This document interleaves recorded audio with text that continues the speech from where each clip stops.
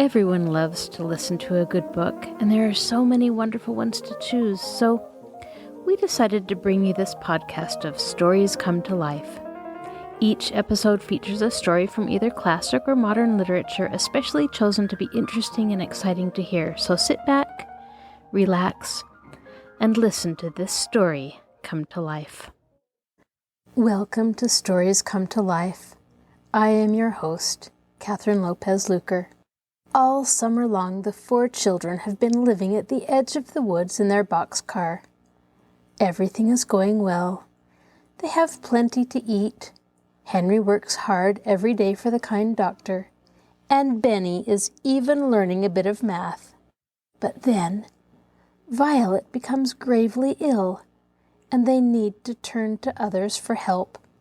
They are frightened that their grandfather, who was opposed to their parents' marriage, will find them and treat them roughly. While Violet recovers, Henry, Jess, and Benny meet a kind older gentleman who is also visiting the doctor. Life is about to change again for the 4 adventurous children. Now sit back, relax, and listen to this story come to life. The Boxcar Children.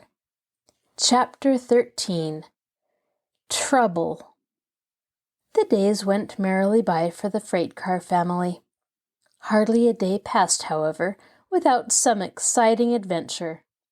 Mrs. McAllister, finding out in some way that Violet was a clever seamstress, sent home fine linen handkerchiefs for her to hem.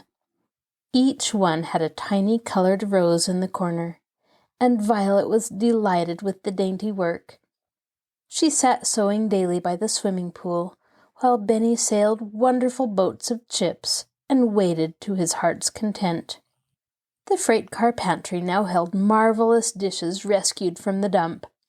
Such rarities as a regular bread knife, a blue and gold soap dish, and half of a real cut-glass bowl. Henry proudly deposited $31 in the savings bank, under the name of Henry James, and worked eagerly for his kind friend, who never asked him any more embarrassing questions. Benny actually learned to read fairly well. The girls occupied their time making balsam pillows for the 4 beds and trying to devise wonderful meals out of very little material. Violet kept a different bouquet daily in the little vase. She had a perfect genius for arranging 3 purple irises to look like a picture, or a single wood lily with its leaves, like a Japanese print. Each day the children enjoyed a cooked dinner, filling in the chinks with perfect satisfaction with bread and butter, or bread and milk, or bread and cheese.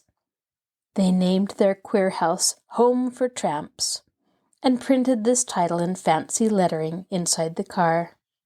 One day, Jess began to teach Benny a little arithmetic. He learned very readily that 2 and 1 make 3. "I knew that before," he said cheerfully. But it was a different matter when Jess proposed to him that 2 minus 1 left 1. "No, it doesn't not left 1, said Benny indignantly. "It left 2. "Why, Benny," cried Jess in astonishment, "supposing you had 2 apples and I took 1 away, wouldn't you have 1 left?" "You never would," objected Benny with confidence. "No, but supposing Watch took 1, suggested Jess. "Watchy wouldn't take 1 neither," said Benny. "Would you, doggy?" Watch opened one eye and wagged his tail. Jess looked at Violet in despair. "What shall I do with him?" she asked. Violet took out her chalk and printed clearly on the outside of the freight car the following example. 2 minus 1 equals... "Now, Benny, don't you see," she began, "that if you have 2 things, and somebody takes away 1, that you must have 1 left?" "I'll show you myself," agreed Benny finally with resignation. "Now see the 2? He actually made a respectable figure 2 on the freight car. "Now, here's a nice 1. Now, supposin' I take away the 1. Don't you see the 2's left right here on the car?" He covered the figure 1 with his chubby hand and looked about at his audience expectantly. Jess rolled over against a tree trunk and laughed until she nearly cried. Violet laughed until she really did cry. And here we come to the first unpleasant incident in the story of the runaway children. Violet could not stop crying, apparently, and Jess soon made up her mind that she was really ill. She helped her carefully into the car and heaped all the pine needles around her and under her, making her the softest bed she could. Then she wet cloths in the cool water of the brook and laid them across her little sister's hot forehead. "How glad I am that it is time for Henry to come," she said to herself, holding Violet's slender brown hands in her cool ones. Henry came promptly at the usual time. He thought she had a cold, he said, and this seemed likely, for Violet began to cough gently while the rest ate a hasty supper. "We don't want to let her go to the hospital if we can possibly help it," said Henry, more troubled than he cared to show. "If she goes there, we'll have to give her name, and then Grandfather will find us surely." Jess agreed, and together the 2 older children kept changing the cool cloths on Violet's aching head. But about 10 o'clock that night, Violet had a chill. She shivered and shook, and her teeth chattered so that Jess could plainly hear them. Apparently, nothing could warm the little girl, although she was completely packed in hay and pine needles. "I'm going down to Dr. McAllister," said Henry quietly. "I'm afraid Violet is very ill."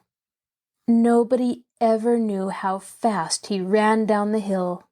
Even in his famous race, Henry hardly touched his present speed.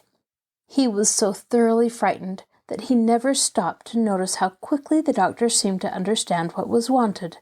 He did not even notice that he did not have to tell the doctor which way to drive his car in order to reach the hill. When the car reached the road at the base of the hill, Dr. McAllister said shortly, "Stay here in the car," and disappeared up the hill alone. When the doctor returned, he was carrying Violet in his arms.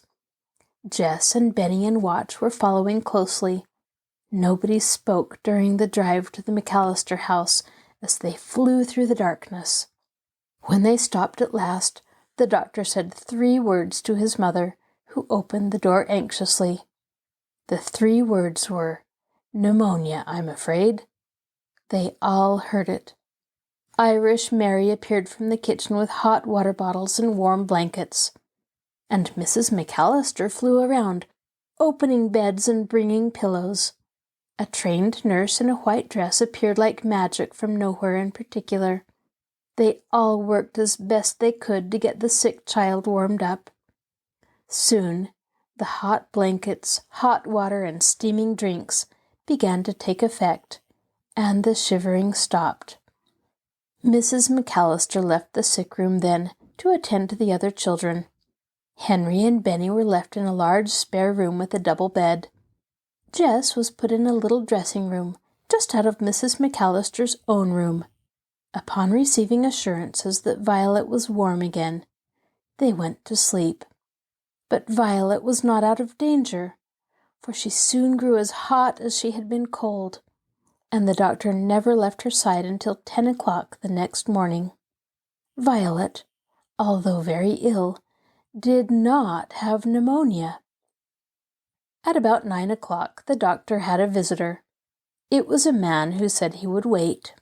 He did wait in the cool front parlor for over half an hour.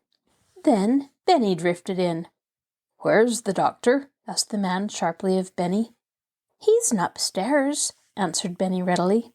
"This means a lot of money to him, if only he knew it," said the visitor impatiently. "Oh, that wouldn't make any difference," Benny replied with great assurance, as he started to go out again. But the man caught him. "What do you mean by that, Sonny?" he asked curiously. "What's he doing?" "He's taking care of Violet. She's sick." "And you mean he wouldn't leave her even if I gave him a lot of money?" "Yes, that's it," said Benny politely. "That's what I mean." The visitor seemed to restrain his impatience with a great effort. "You see, I've lost a little boy somewhere," he said. "The doctor knows where he is, I think. He would be about as old as you are." "Well, if you don't find him, you can have me, I shouldn't wonder," observed Benny comfortingly. "I like you." "You do?" said the man in surprise. "That's because you've got such a nice soft suit on," explained Benny, stroking the man's knee gently. The gentleman laughed heartily. "No, I guess it's because you have such a nice soft laugh," said Benny, changing his mind. The fact was that Benny himself did not know why he liked this stranger, who was so gruff at times and so pleasant at others. He finally accepted the man's invitation and climbed into his lap to see his dog's picture in his watch, feeling of the nice soft suit on the way. The doctor found him here when he came down at 10 o'clock. "Better go find Watch, Benny," suggested the doctor. "Perhaps someday I'll come again," observed Benny to his new friend. "I like your dog, and I'm sorry he's dead." With that he scampered off to find Watch, who was very much alive. "I expected you, Mr. Cordyce," said the doctor, smiling, "only not quite so soon." "I came the moment I heard your name hinted at," said James Cordyce. "My chauffeur heard 2 workmen say that you knew where my 4 grandchildren were. That's all I waited to hear. Is it true? And where are they?" "That was one of them," said the doctor quietly. "That was one of them?" repeated the man. "That beautiful little boy?" "Yes, he is beautiful," assented Dr. McAllister. "They all are. The only trouble is, they're all frightened to death to think of your finding them." "How do you know that?" said Mr. Cordyce sharply. "They've changed their name. At least the older boy did, in public, too." "What did he change it to?" Dr. McAllister watched his visitor's face closely while he pronounced the name clearly. "Henry James." A flood of recollections passed over the man's face, and he flushed deeply. "That boy!" he exclaimed. "That wonderful running boy!" Then events began to move along rapidly. Chapter 14. Caught. "They will never go with you in this world," declared Mrs. McAllister finally to the distracted grandfather, "unless you give us time to break the news gradually. And above all, when Violet is so ill." "Couldn't I see them?" begged the man, almost like a boy. "I could pretend I was a friend of yours, visiting you, who liked children. I would promise not to tell them until you consented." "That might do," said Dr. McAllister. "If they grew to like you before they knew who you were, it would make things easier, certainly." So James Henry Cordyce's chauffeur was sent for a gold monogrammed suitcase, and his young man to wait upon him. And Irish Mary held up her hands in despair when she learned for whom she must cook. "Don't you worry, Mary Bridget Flynn," said Dr. McAllister with emphasis. "You could cook for the King of England. Just make one of your peach shortcakes for lunch and broil a chicken, and I'll answer for him." When lunchtime came, J. H. Cordyce saw all his grandchildren except Violet. He smiled with delight when he saw Jess coming down the stairs in her womanly fashion. Henry shook hands with him before he sat down, but he kept glancing at the stranger all through the meal. "Where have I seen that man before?" he thought. Mrs. McAllister had given the children's names clearly when she introduced them. "Jess, Benny, and Henry. Henry James," she had added. But she had not added the man's name. "She forgot," thought Jess, "because she knows him so well. She thinks we do." But although nameless, the stranger caught their attention. He told them wonderful stories about a steel rail, which held up an entire bridge until the people had time to get off, about his collie dog, about a cucumber in his garden, growing inside of a glass bottle. Henry was interested. Benny was fascinated. "I'd like to see the cucumber," said Benny, pausing in the middle of his shortcake. "Would you indeed?" said Mr. Cordyce, delighted. "Some day, If Mrs. McAllister is willing, you and I will ride over to my garden and pick it." "And we'll bring it to Violet?" asked Benny, waiting breathlessly for an answer. "We'll bring it to Violet," agreed Mr. Cordyce, resuming his shortcake. After lunch he went to sleep in the easy chair in the doctor's big office.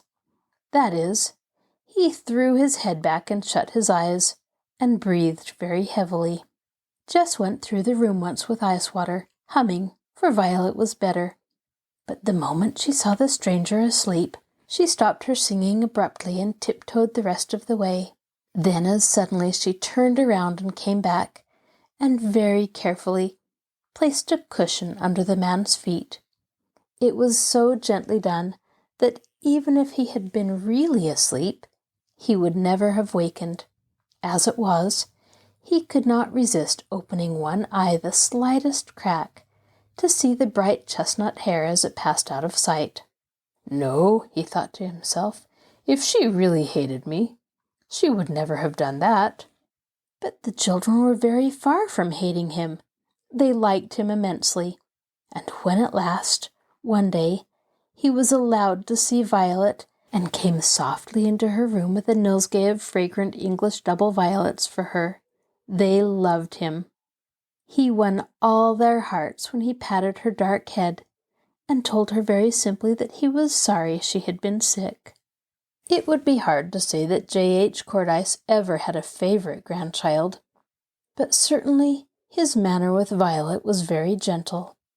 It was clear to everyone, even to the anxious nurse, that the stranger was not tiring the sick child.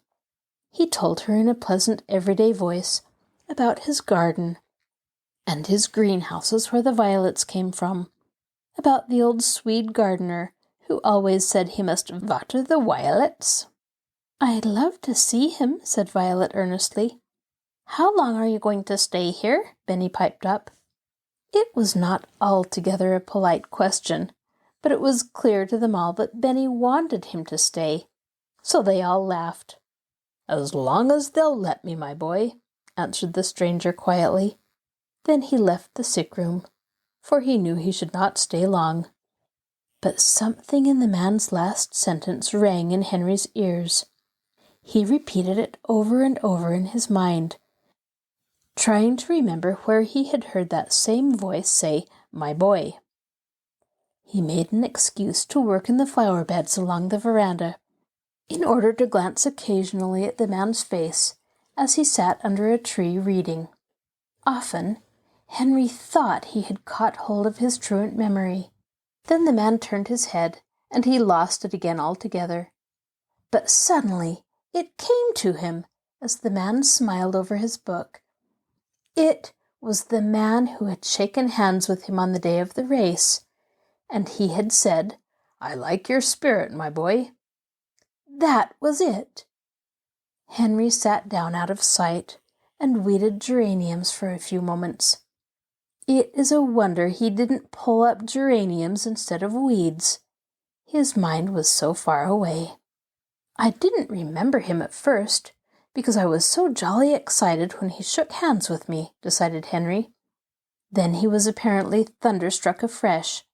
He sat with his weeder on his knee and his mouth open. "He's the man who passed me the cup with the wings." He stole another look around the corner, and this satisfied him. "Same man exactly," he said. When he had finished the flower bed, he thought he heard the young doctor moving in his office. He stuck his head in the open door. The doctor sat at his desk, taking notes from a book. "Do you know who presented the prizes on field day?" asked Henry curiously. "Know what his name was?" "James Cordyce of the steel mills," replied the doctor carelessly. "J.H. Cordyce, over in Greenfield." Dr. McAllister, to all appearances, returned to his notes. His eyes were lowered at any rate, but for Henry the skies were reeling. He withdrew his head and sat still on the step. That delightful man his grandfather? It was impossible. He was too young to begin with. Henry expected a white-haired gentleman with a cane and a terrible voice. But all the time, he knew in his soul that it was not only possible, but really true. He recalled the man's reply to Benny's direct question. He had said he was going to stay as long as they would let him. Could it be that the man knew them without introducing himself?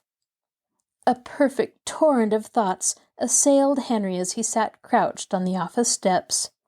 It was clear to him now that Mrs. McAllister had failed to mention his name on purpose.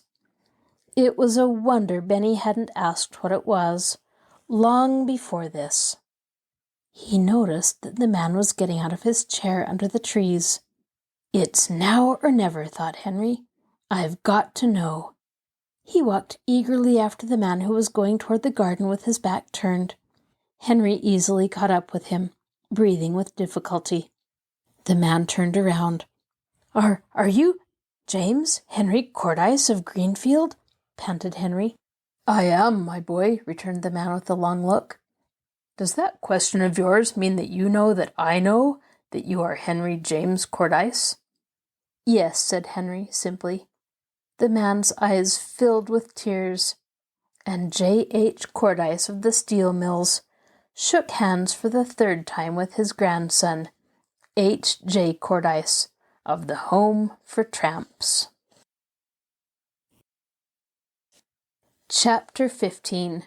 A New Grandfather. In less than an hour the town was buzzing with the news. The chauffeur told the maids, and the maids told the grocery man, and the grocery man went from house to house, telling that old James Cordyce had found his 4 grandchildren at last. In fact, the biggest part of the town knew it before the children themselves. Jess and Benny came across the lawn to select some white moonflowers for Violet's tray. They were just in time to hear Henry say, "But Grandfather." "Grandfather?" echoed Jess, whirling around to gaze at them. "Yes, Jess," said Henry eagerly. "He's the man we've been running away from all this time." "I thought you was old," observed Benny, "and awfully cross. Jess said so." "I didn't know, Benny," said Jess, turning pink. "To think of running away from this kind friend." But her grandfather did not seem to mind. He stroked her short, silky hair and proposed that they all go up into Violet's room with the moonflowers. There was no stopping Benny. He rushed into Violet's room, dragging his grandfather by one hand and shouting, "It's Grandfather, Violet, and he's nice after all, I shouldn't wonder."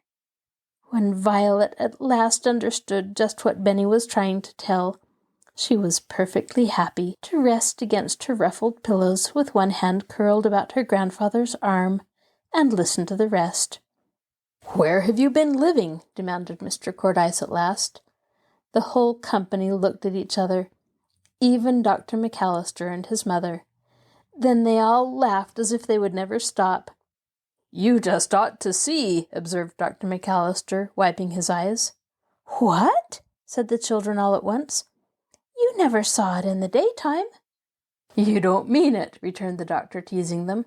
"I have seen it quite a number of times in the daytime." "Seen what, in heaven's name?" asked Mr. Cordyce at last.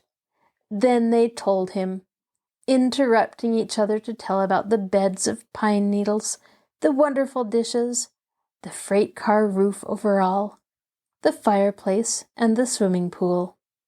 "That's where Violet got her bronchitis," observed the doctor, "sitting by that pool. She shouldn't have done it. I thought so from the first." "You thought so?" repeated Henry, puzzled. "How did you know she sat by it? I'm sure I didn't myself." "I was your most frequent visitor," declared the doctor, enjoying himself hugely. "I hope you were our only one," said Jess with her mouth open. "Well, I think I was," said the doctor. "The first night after Henry mowed my lawn, I followed him as far as the hill to see where he lived." "Why did you do that?" interrupted Mr. Cordyce.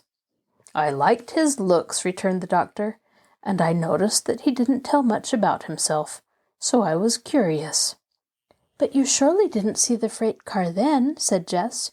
"No, but I came back that night and hunted around," replied Dr. McAllister. At about 11 o'clock, Henry cried. The doctor assented.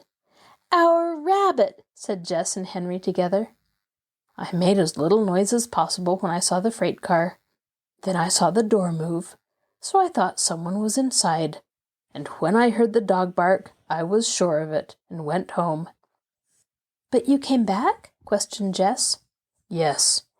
Every time I knew all of you were safe in my garden, I made you a little visit, just to be sure you were having enough to eat, and enough dishes.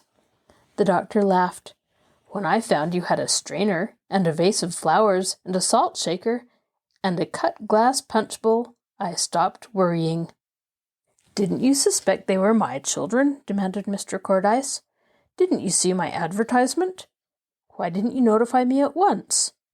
They were having such a good time, confessed the doctor. And I was too. I just wanted to see how long they could manage their own affairs. It was all tremendously interesting. Why, that boy and girl of yours are born business managers, Mr. Cordyce. Mr. Cordyce took note of this. But I don't see yet how you knew Violet sat by the pool, said Jess curiously. You couldn't know that, of course, replied the doctor. I went up twice when I knew Henry had taken the dog down to my barn to catch rats. I hid behind the big white rock with the flat top. That's Lookout Rock, explained Jess, where we used to let Benny watch for Henry. But we didn't hear you. No, said Dr. McAllister. I didn't even snap a twig those times. But I had the very best time when I went with Mother. Have you seen it too? Cried the children. I have indeed, returned Mrs. McAllister. I have even had a drink from your well. Everyone has seen it but me, said Mr. Cordyce patiently. We'll show it to you, screamed Benny, and I'll show you my wheels made on a cart, and my bed out of hay, and my pink cup. Good for you, Benny, said Mr. Cordyce, pleased. When Violet gets well, we'll all go up there. And if you'll show me your house, I'll show you mine. Have you got a house? Asked Benny in surprise. Yes, you can live there with me if you like it, replied Mr. Cordyce. I have been looking for you for nearly 2 months. Under Mrs. McAllister's wonderful care, Violet soon became strong again, but she had been skipping around the garden for several days before the doctor would allow the visit to the freight car house. When at last the whole party started out in the great limousine, many people looked out of their windows to watch after Mr. Cordyce and his grandchildren. Many of them knew Henry as the boy who had won the race, and were glad that he had found such a friend. But when the children reached their beloved home, they were like wild things. Watch capered about furiously, taking little swims in the pool and sniffing at all the dear old familiar things. Mr. Cordyce seated himself on a rock and watched them all, exchanging a glance now and then with Mrs. McAllister and her son. See our building? Shouted Benny, for that was what he always called the fireplace. It burns really, too. This is the well, and this is the dishpan, and this is the refrigerator. At last, everyone climbed into the car itself, and Mr. Cordyce saw the beds, the cash account on the wall, the wonderful shelf, and each separate dish. Each dish had a story of its own. That's more than my dishes have, observed Mr. Cordyce. Mrs. McAllister, who knew what his dishes were, was silent. They ate chicken sandwiches on the very same tablecloth, and Benny drank from his pink cup, and Watch couldn't understand why they went away at all. But it was a trifle cool on the hill now when the sun began to sink, and after rolling the door shut, they left regretfully. Tomorrow, suggested Mr. Cordyce as they drove home, will you all come and see my house? Oh, yes, agreed the children happily, little dreaming what was in store for them on the next day, and all the days to come. Chapter 16. A United Family. Mr. Cordyce had been planning this day for more than a week. He had sent his most trusted foreman to his own beautiful home to superintend matters there. The house was being remodeled entirely after Mr. Cordyce's own plans, and everywhere were carpenters, painters, and decorators. On the very day that Mr. Cordyce received word that it was finished, he suggested the drive. "Do you live all alone, Grandfather?" asked Benny. "All alone," answered Mr. Cordyce. "No company at all." At first, Benny did not consider this the exact truth. He considered a cook company and also a butler and a housekeeper. And when he saw the array of maids, he kept perfectly quiet. The house was enormous, certainly. It was at least 1/4 of a mile from its own front gate, and everywhere were gardens. "Do you live here?" said Henry, thunderstruck, as they rolled quietly along the beautiful drive. "You do too, if you like it," observed his grandfather, watching his face.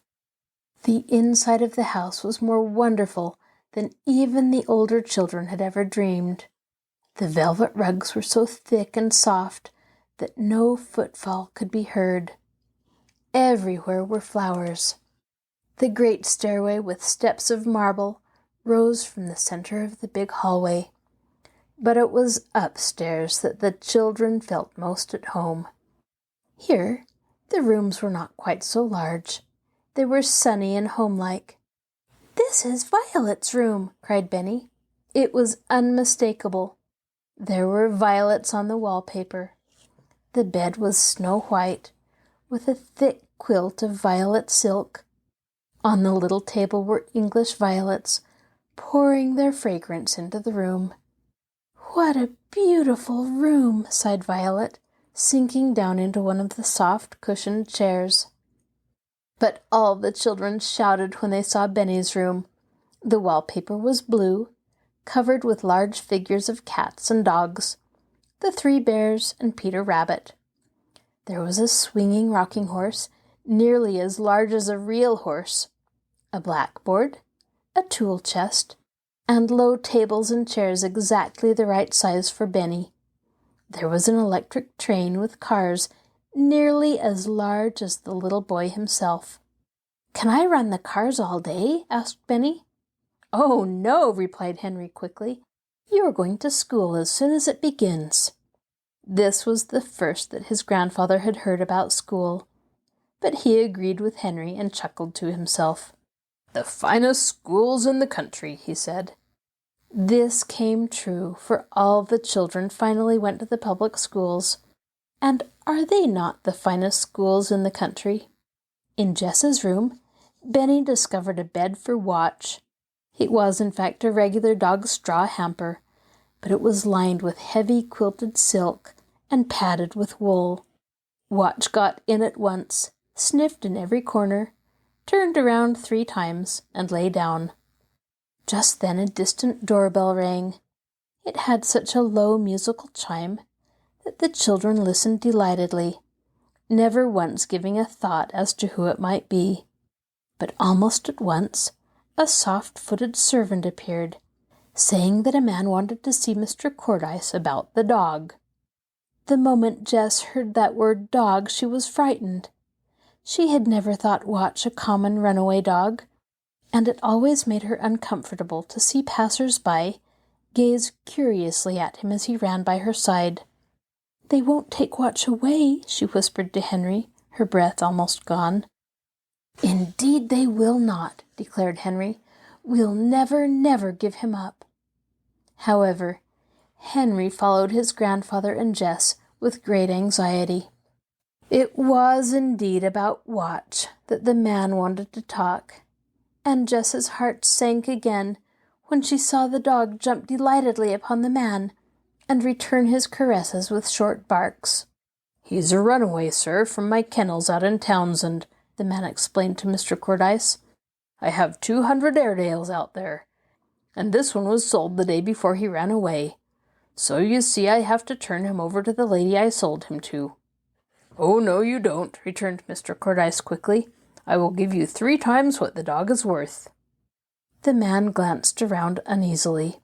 "I couldn't do that, sir," he explained. "You see, it isn't a question of money. It's a question of my promised word to the lady." Mr. Cordyce failed to see. "She can find another dog among 200 Airedales, I guess," he returned. "And besides, you don't know positively that this is the right dog." "Excuse me," replied the man, very much embarrassed. "He's the dog, all right. He knows me, as you see. His name is Rough Number 3. He has a black spot inside his ear." It was too true. Indeed, at the mere mention of his name, the dog cocked an ear and wagged his tail. But he had seated himself as close to Jess as possible and licked her hand when she patted him. But it appeared that Henry could understand the man's position, even if Mr. Cordyce could not. He now put in a timid word of his own. "If the lady would agree to let the dog go, would you be willing?" "Sure," said the man, shooting a glance at Henry. "I almost know anyone would let us keep watch, grandfather," said Henry earnestly, "if they knew how much he had done for us." "I'm sure of it, my boy," returned Mr. Cordyce kindly. The fact that Henry had been the first to make headway with the dog fancier had not escaped him, but it was clear that Jess would not be able to sleep until the matter had been settled. So the moment the man had gone, the children set out from their beautiful new home to the address of the lady who had bought Watch. The big car purred along from Greenfield to Townsend in no time, and the whole family, including Watch himself, trooped up the veranda steps to interview the lady who held it in her power to break their hearts, or to make them very happy. She was not terrible to look at. In fact, she was quite young, quite lively, and very, very pretty. She asked them all to sit down, which they did gravely, for even Benny was worried about losing Watchy, his favorite pillow. He could not wait for his grandfather to begin. He struggled down from his chair and dashed over to the young lady, saying in one breath, "You'll let us keep Watchy, please, won't you, because we want him so bad, and Jess didn't know he was your dog?" By degrees, the lady understood just what dog it was. "We've had him so long," explained Henry eagerly, "it would be almost like letting Benny go away. Watch never leaves us, even for a minute, ever since Jess took the briar out of his foot." "So you are the children who lived in the freight car," observed the lively young lady. "I've heard all about that. How did you like it?" "All right," replied Henry with an effort, "but we never could have done it without Watch. He stayed and looked after the girls while I was away, and he just thinks everything of Jess." "Well," said the young lady, laughing, "I can see you're worrying terribly about that dog. Now listen, I wouldn't take that dog away from you any more than I'd take Benny. In fact, not so much. I think maybe I'd like to keep Benny instead." Benny was apparently quite willing that she should. He climbed into her lap before anyone could stop him, and gave her one of his best bear hugs. And from that moment they were firm friends. But the children always spoke of her as the lady who owns Watch, although Mr. Cordyce paid for the dog in less time than you can imagine. It made no difference to the children that Watch was a very valuable dog. They had loved him when he had not been worth a cent, and now they loved him more, simply because they had so nearly lost him. It was a happy and reunited family which gathered around the Cordyce dining table that evening. The maids smiled in the kitchen to hear the children laugh, and the children laughed because Watch actually sat up at the table in the seat of honor beside Jess and was waited upon by a butler. Chapter 17. Safe. Would you ever dream that 4 children could be homesick in such a beautiful house as Mr. Cordyce's? Jess was the first one to long for the old freight car. "Oh, grandfather," she said one morning, "I wish I could cook something once more in the old kettle." "Go out in the kitchen," said her grandfather, "and mess around all you like. The maids will help you." Jess brightened up at once and flew into the kitchen, where 3 or 4 maids brought her everything she wanted to cook with. And Benny was the last one to wish for his old home. "Grandfather," he said one day, "I wish I could drink this milk out of my own pink cup." This set Mr. Cordyce to thinking. He had plenty of pink cups, it is true, but none of them were as dear to Benny as his own. "I think I shall have to surprise you, children," said Mr. Cordyce at last. "But before the surprise comes, perhaps you would like to see Benny's pony." Then he led the way to the stables. He owned several beautiful horses already, and nearly a dozen wonderful cars, but nothing was half so interesting as the pony. He was very small, and very fat, and black. His wavy tail was so long that it nearly touched the ground, and his name was Cracker, because his birthday fell on the 4th of July, when firecrackers were popping. Benny took a short ride around the stable, being held on by a groom, but the second time around he said, "Cracker doesn't need you to hold on to him, I shouldn't wonder," and trotted around with great delight, without help. All the others sat down on the fragrant hay to watch him ride. "What am I going to do when I grow up, Grandfather?" asked Henry.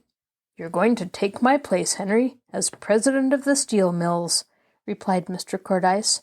"You will do it better than I ever have." And one day this came true, just as most of Mr. Cordyce's prophecies did. "And what am I going to do?" asked Jess curiously. "All of you children must go to school, and then to college. Then you may do whatever you choose for a living," replied Mr. Cordyce. This also came true. "Of course I have more than enough money to support us all," went on Mr. Cordyce. "But if you have something to do, you will be happier." This not only came true, but it is always and forever true, all over the world. "Am I going to college tomorrow?" asked Benny, stopping his little pony in front of the group. "Not tomorrow, Benny," said his grandfather, laughing, "but I'm glad you reminded me. All you children must go over to Dr. McAllister's tomorrow, and stay while the surprise comes." "Is the surprise very nice?" asked Benny. "No, not very," replied Mr. Cordyce with a twinkle.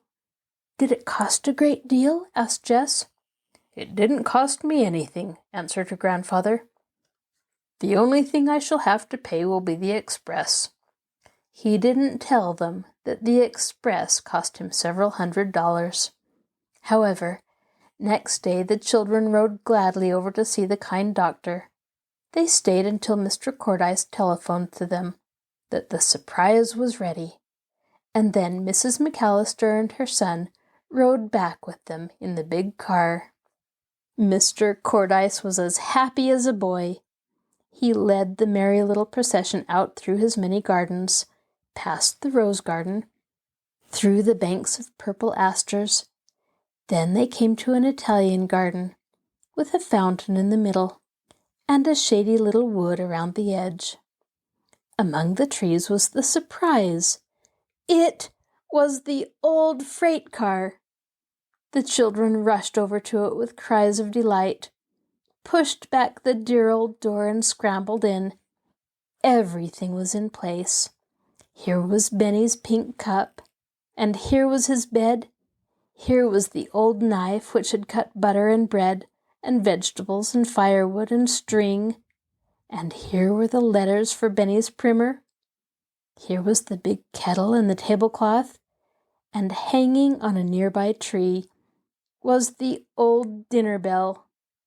Benny rang the bell over and over again, and Watch rolled on the floor and barked himself hoarse. The children were never homesick after that.